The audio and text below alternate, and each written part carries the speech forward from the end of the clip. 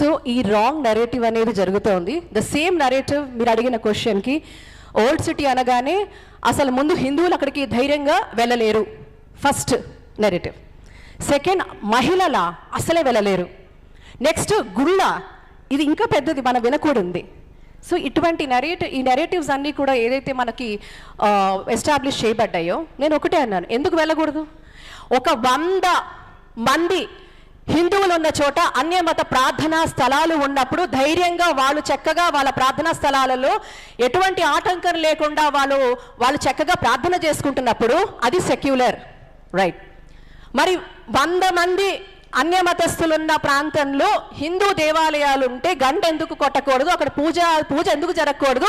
ధూపదీప నైవేద్యాలు ఎందుకు జరగకూడదు? అక్కడ మన సుప్రభాతం ఎందుకు జరగకూడదు? హనుమాన్ చాలీసా ఎందుకు జరగకూడదు అని అడిగాను. అది కమ్యూనల్.